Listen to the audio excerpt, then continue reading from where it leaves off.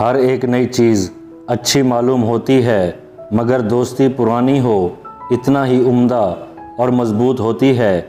صرف تعلیم سے شرافت کو حاصل کرنا ایسا ہی محمل خیال ہے جیسا علم کیمیا کے ذریعے سے تانبے کو سونا بنانا۔ جو شخص تخیل علم کی مشکلات کا محتمل نہیں ہو سکتا اسے جہالت کی سختیاں برداشت کرنی پڑتی ہیں۔ زیادہ باطونی شخص علم کی طرف کم توجہ کرتا ہے۔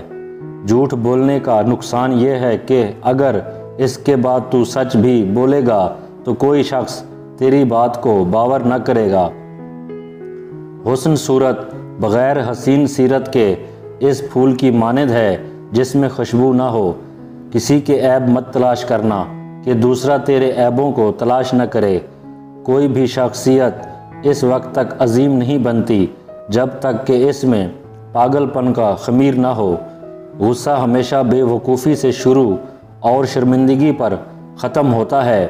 عورتوں کے لیے یہ بات غیر فطرتی ہے کہ وہ بہادر ہوں یا کسی مسئلے پر دلائل کے ساتھ بحث کر سکیں۔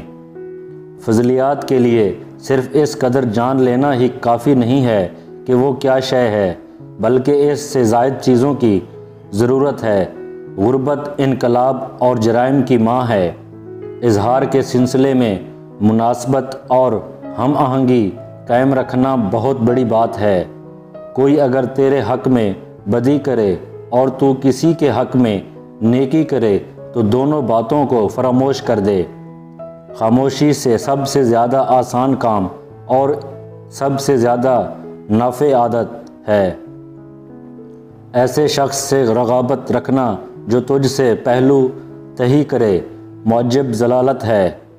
میرے دوستو دنیا میں دوست موجود ہی نہیں ہے۔ میرے دوستو دنیا میں دوست موجود ہی نہیں ہے۔ لذت کی خاطر برائی نہ کر، لذت ختم ہو جائے گی مگر وہ گناہ باقی رہے گا۔ کوئی قبضہ بیک وقت صادق اور کذاب نہیں ہو سکتا۔